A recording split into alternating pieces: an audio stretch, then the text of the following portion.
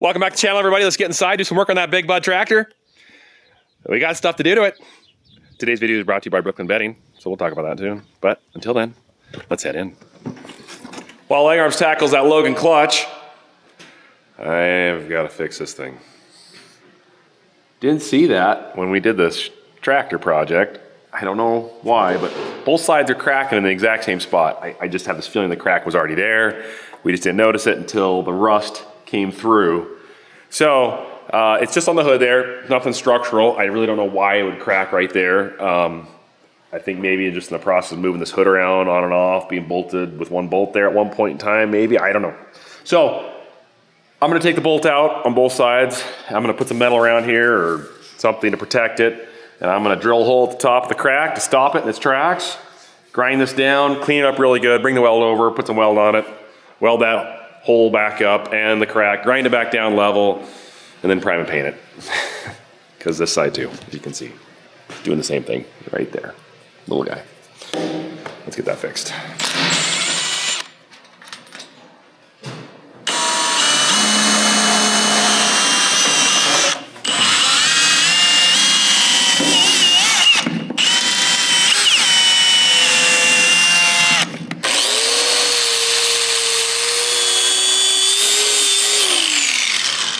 Nice crack all the way down. Wow. Without taking this hood off, it's really gonna be difficult. I'd really like to get an angle grinder like this and cut right down the crack, but I can't get down low enough. I can only get about a quarter of the way, just the way the shape of the blade is and where I'm at. So what I think I'm gonna do is I'm gonna have to just cut a groove up and down like this, vertical, and it'll make a nice little valley there. All the way down, because I can at least get all the way down pretty much to the bottom, do it this way. And then I'll fill that all in with weld and grind it down. So, otherwise the hood's gotta come off, and I don't wanna do that. That's a lot of work. That's pretty good.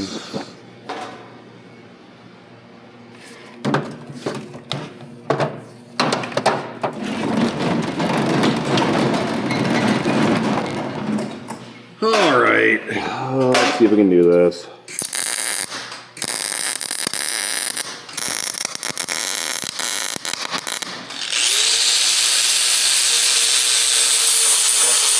Well, I think I got it pretty smoothed out. I might have to take a drill bit and just ream that hole out just to make sure I didn't get any weld in that. So the bolt fits through. I don't have the bolt here with, I don't know where I put it. It's hiding somewhere. All right, anyways, but it's pretty good. Maybe clean up a little bit more. The washer's gonna cover some of that. There's a little ridge right there. I might knock that down. I don't wanna go too deep because then basically I just took out all the weld I just put on there, but I wouldn't mind if it just swells out just a little bit to cover that crack, so we'll see.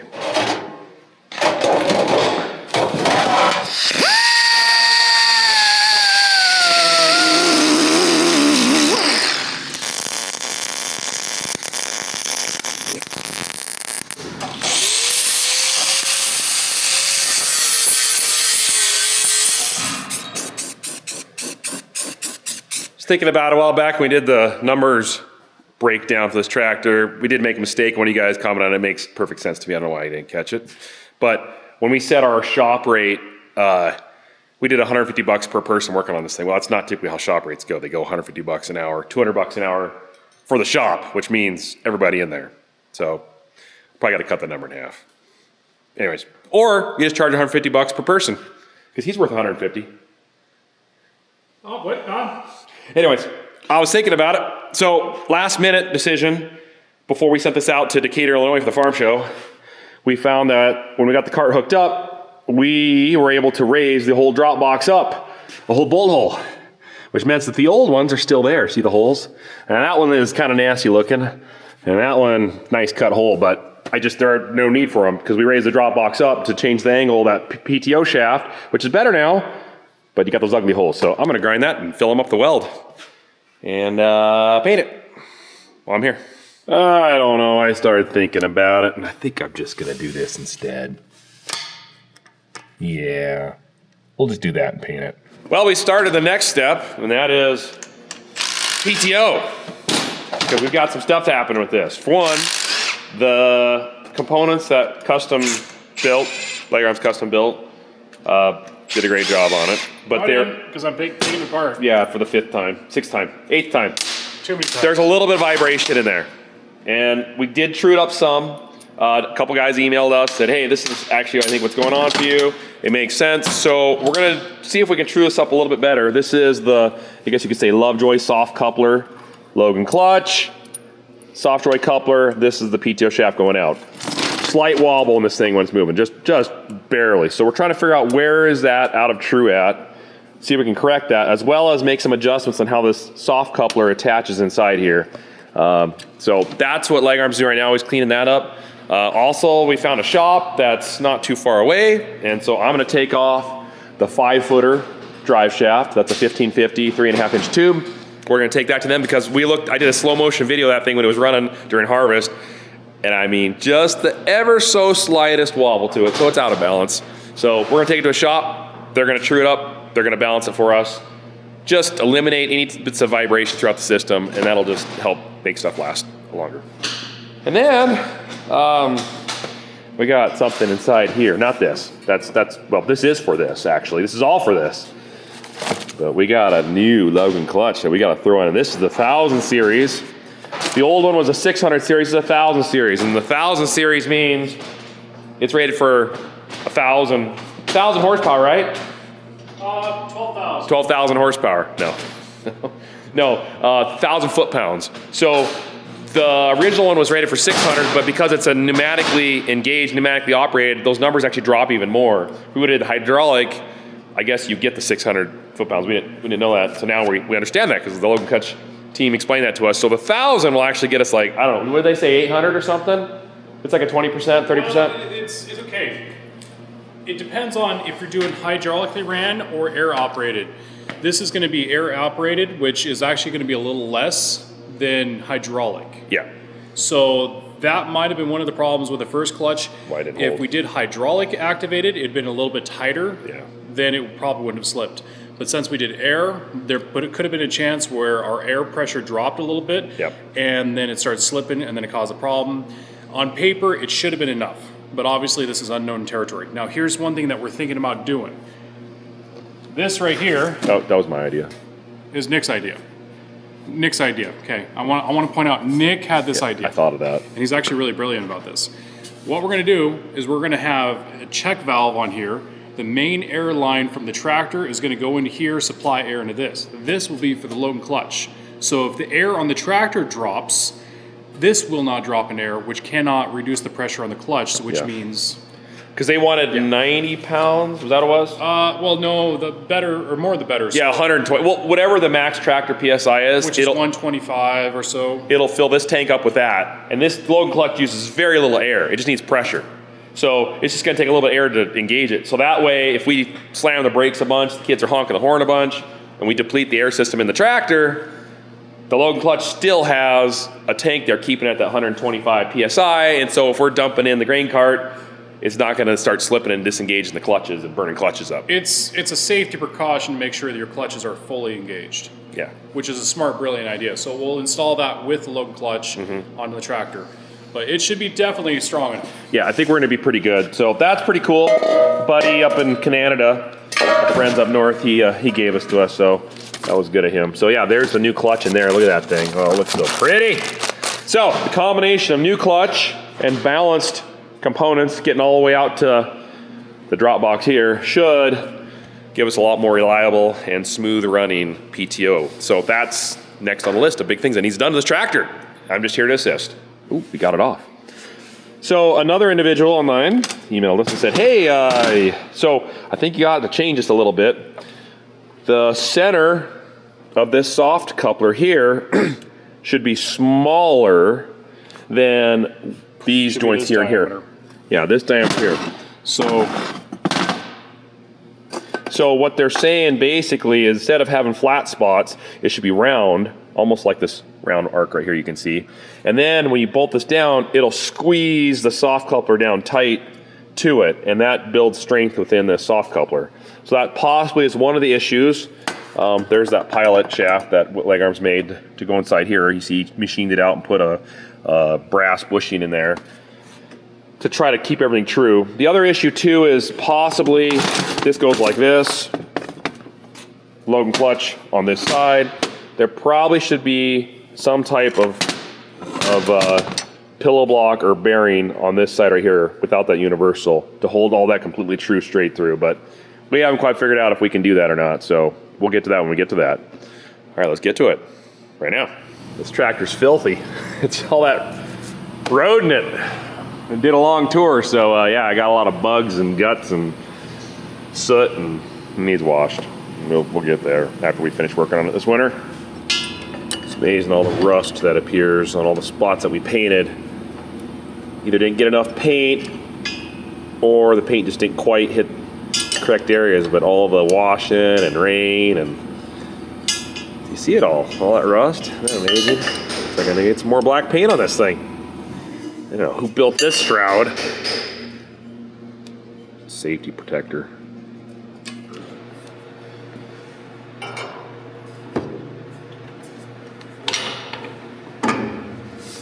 All right, so what I'm going to do here, first of all, I didn't have any information on that Lovejoy to really know how to make this, and so I was trying to modify it to fit that Lovejoy.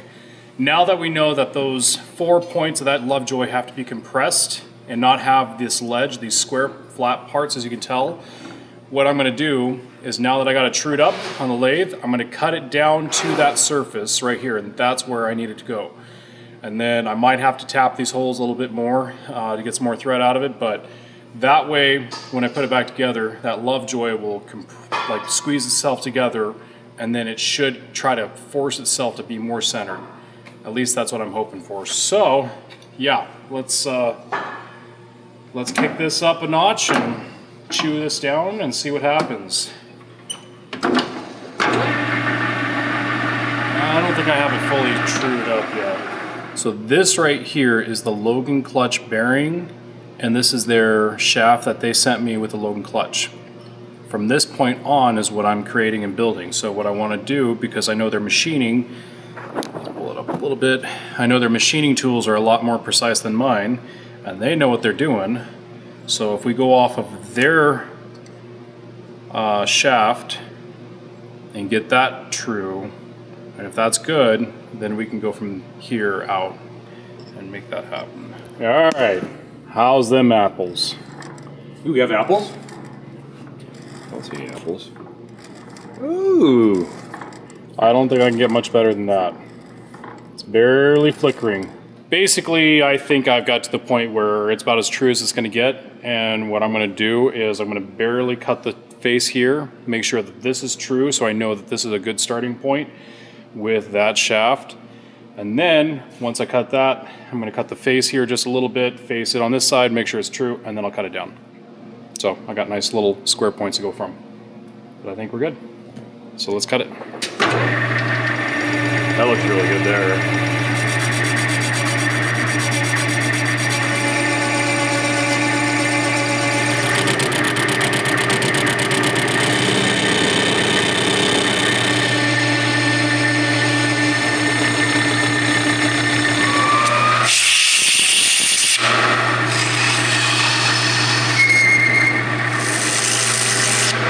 Distracted, and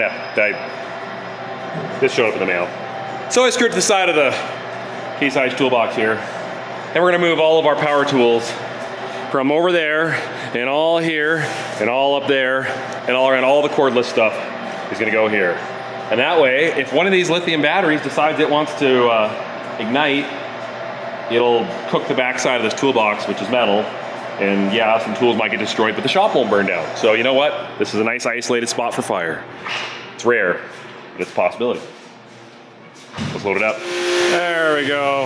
That's a little nicer. Huh? What you say? All right. We'll improve on it as time goes. Time to call it a day. Let's go home. Jet, are you there? What are you doing? There you are. Oh, I better let you in. Yeah, it would just be right. Hey, you coming to be a part of this? Okay.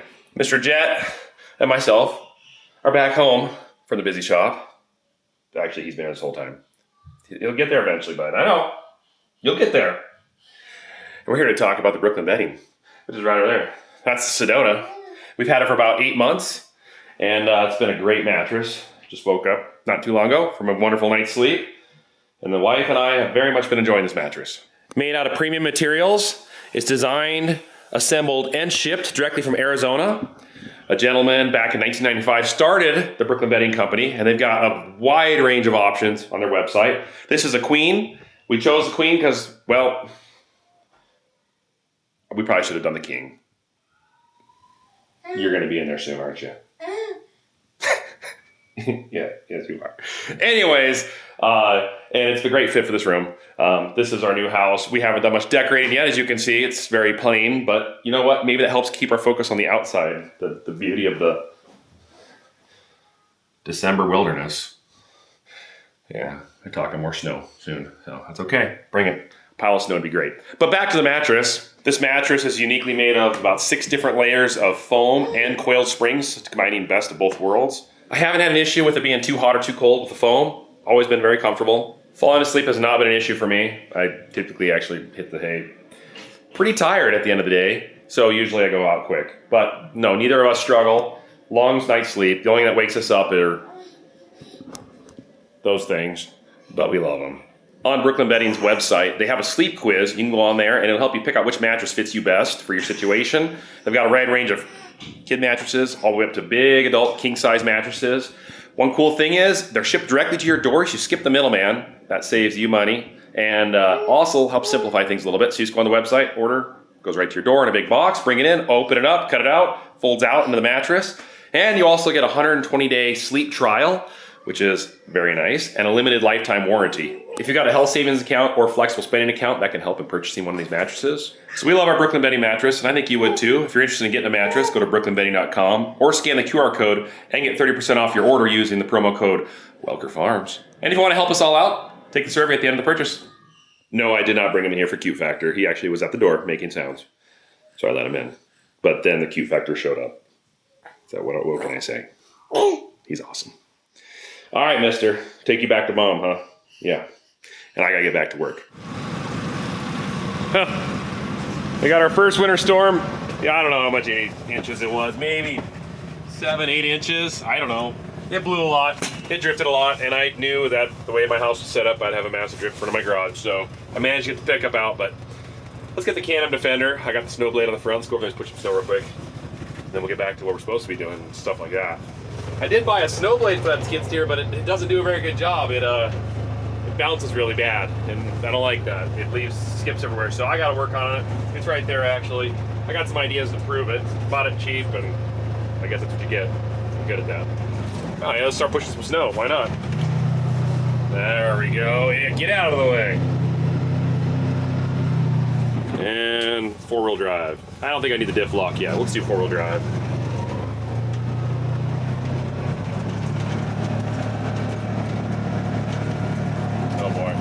There it be.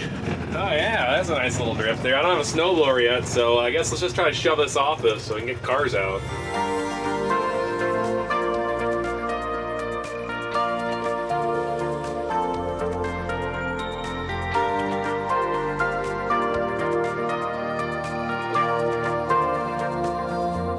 That wasn't so bad. Putting the 15-degree angle in my garage wasn't such a bad idea. Just come in an angle and sweep it off down the hill, and that's where the kids can sled. So we're good here. Let's push the road a little bit, get back to the farm, park this thing, and drink some hot chocolate and get back to work.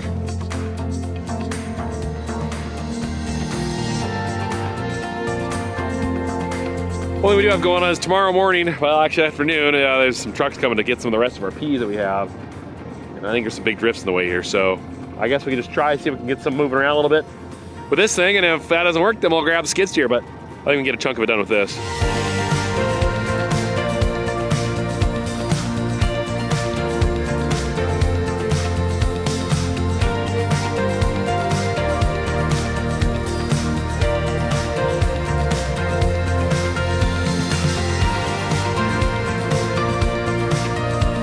All right, peas are in that bin. I think I got enough room to get the conveyor underneath it, and I cut them a path through this drift here and around this drift over here. So they should be able to get their Super V in and out of here.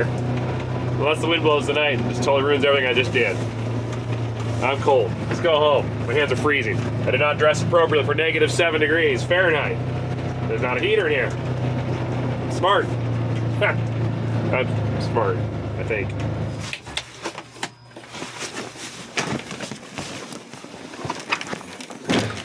Oh, woo. Well, that was pretty good. I think I need a new blade though. Yeah, I caught some corners on some rocks, but that's okay. It was pretty light. We'll get a better one. Okay, let that melt. And I'm gonna go warm up.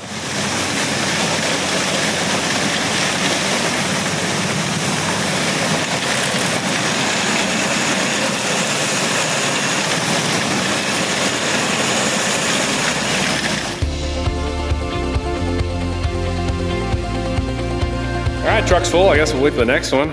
Could be a day or two. I don't know. They kind of been coming randomly, but nice floors. I like cleaning these floors. All right, let's get out of here. Crazy to think is we're all the way up here in north central Montana, and they're taking this stuff all the way down to Utah. It goes all over the place. Most our peas, I think, stay in the country, but our wheat typically just it leaves. Goes overseas somewhere and feeds some people across the ocean. But peas, it's hard to say what's going to. Could be human consumption, could be animal feed, I don't know.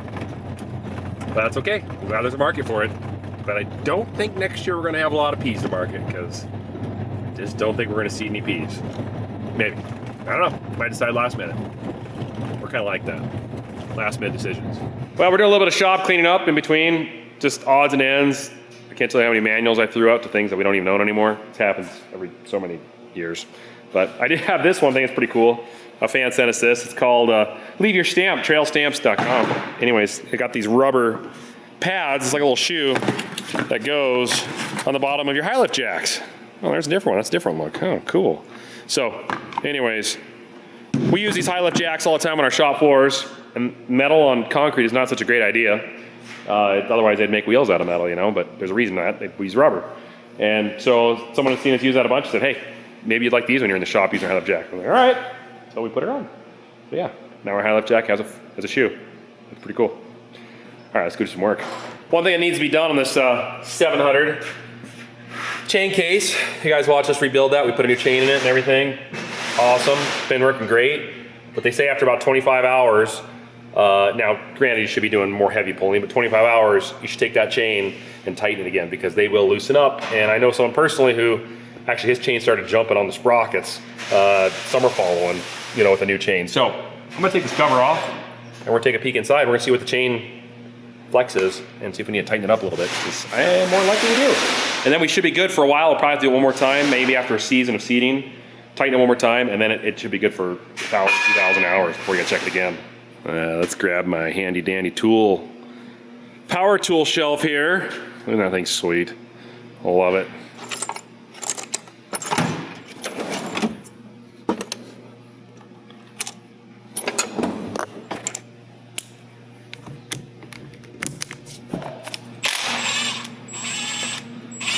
Worst part about doing this is I had it all nice and sealed up with silicone and everything, so I'll have to do that again. But this is necessary, you have to do this.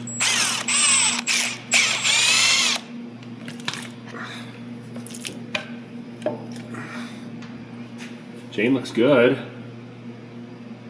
Just seeing if I notice anything out of the ordinary. Bottom bearings are sitting in oil. Oh yeah, yeah, she's got some slop to her. We need to tighten that up. So, I want to turn these the same amount each time. Right there's top.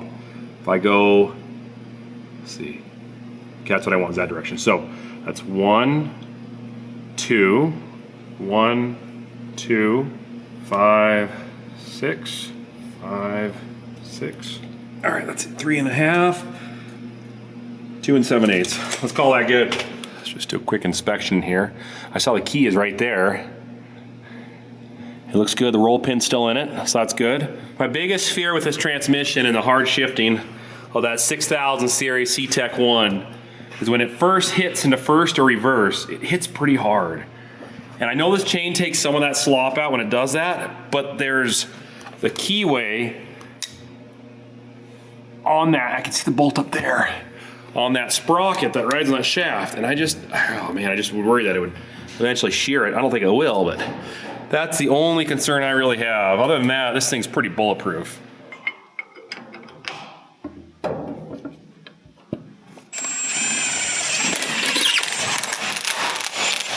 Now that I got a machine pretty decent, all right, basically what I did is I bored this out much deeper as far as I can go. It's got 1.25 inch dowel pin, basically, centering pin.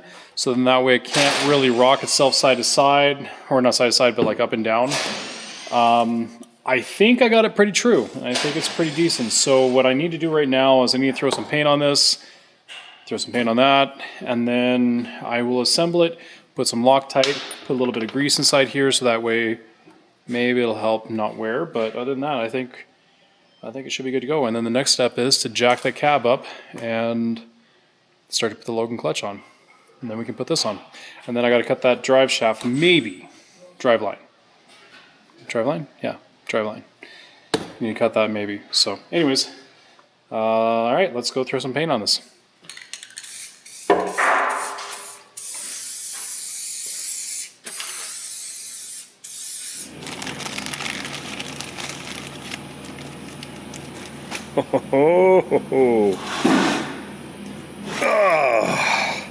Lagarm just carried this over the bench and he said something about being really light. Says he wishes it was heavier. That's a big chunk of iron right there. Look at that thing. Look at that slab right there. Just to give you guys an idea how big this thing is. It's heavy. Holy Toledo. Wow, that's amazing how much weight's hanging off that. Right? That's crazy. Well, she's stout. One thing I want to do while we're under here, that's obviously where the Logan clutch is going. These cab mounts that I made off old Chevy body mounts, I think there's not quite enough squishable area here for this rubber. See the metal right there, that pipe? It's hitting on this right here, which isn't bad, but I think I'm gonna take this rubber off, cut that down a little bit more, so that way when the cab presses down, it'll have a chance to squish down further and actually squish against this rubber instead of deading against the metal there. So both of them need it done. Just something I adjusted from the first time we did it. I mean, it worked, but I wouldn't mind a little more rubbery cushion on the cab instead of just metal on metal. Because you watch, you let it down, it squishes down, and then it just stops right where it touches that metal. So take a little bit off, try it. Doesn't work. We're trying. Come on, you. There we go. So one thing I noticed about this Logan clutch, first of all, it's stout. I love it. But I couldn't figure out how do you bolt the Logan clutch up to the PTO on the back of the tractor. Well, on top of the tractor, actually. On top of the transmission, under the tractor cab. Anyways, you know where I'm bolting it. Because there is no place, before the other one, there was a little flange here, you put the bolt behind and you can turn it and get it on there. This is just a solid plate. And then I started looking at it, I was like, oh, I see what they did here.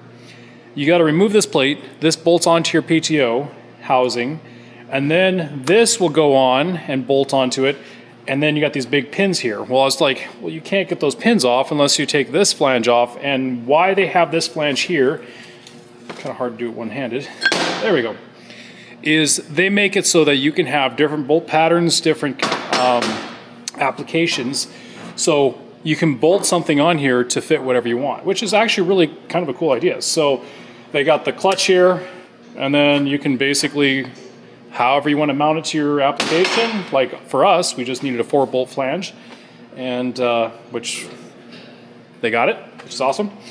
So I had to remove that to get these bolts out. These big old beautiful things. This thing, I don't see how this thing is going to give us any problems. This is not going to be the weak point anymore. In fact, I know it's not going to be the weak point. So what I want to do though is I want to take a marker and I'm going to mark on the side here. That way I know exactly which way it goes on. I'm sure it doesn't matter, but just in case of some reason I put this on, it doesn't quite fit right, you get the idea.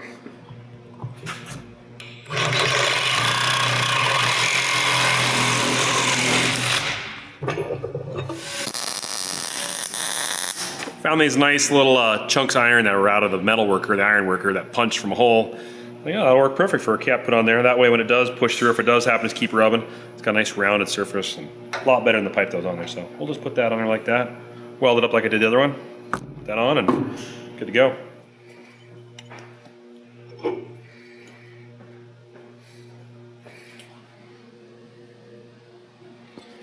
There we go, it's off. Now for those at the show, you notice maybe a little bit of oil underneath this tractor. It's because that plate right there, I didn't goo it. I had a gasket that I put on it and it's seeping from it. So if you're wondering where that oil went, or it came from, that's part of it.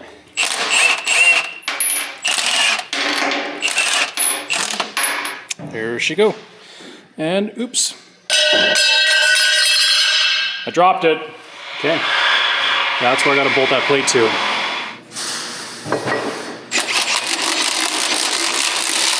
Are you going up there? You want me to grab it from you?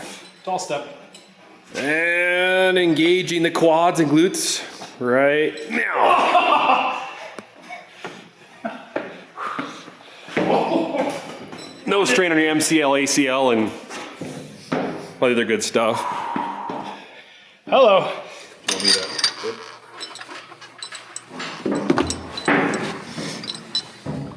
Hold on.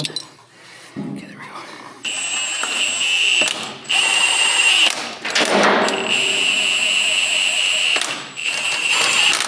Okay, I'll let you take it from there.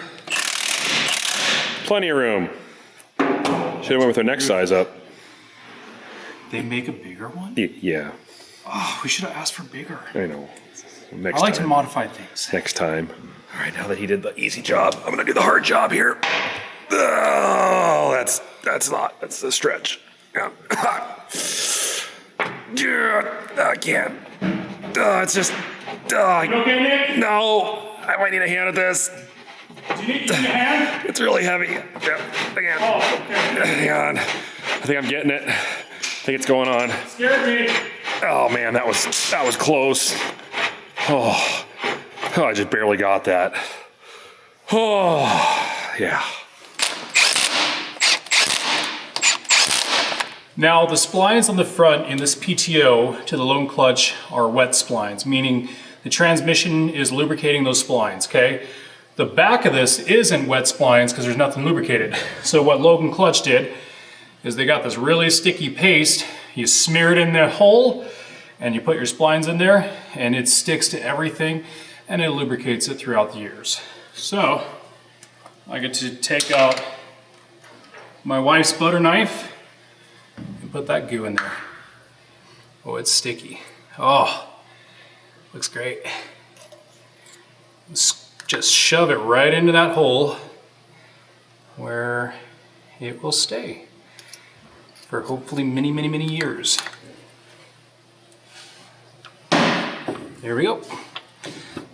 Perfect. So Logan Clutch supplied me with this bearing and the splines to this face right here, this flange, and then I'm building everything back. Or I built everything back. Or Nick supervised me while I built everything back. Which is probably the truth. Yeah, I did. Yeah, he did. He supervised everything. A little bit of yelling at me, but it helped me get it done faster, so he knew what he's doing. This thing's a behemoth compared to the other one. Nothing wrong with the other Logan Clutch. Just wasn't big enough. And this one here, if we burn this one up, I think we're doing something wrong, which I don't think we're gonna burn it up.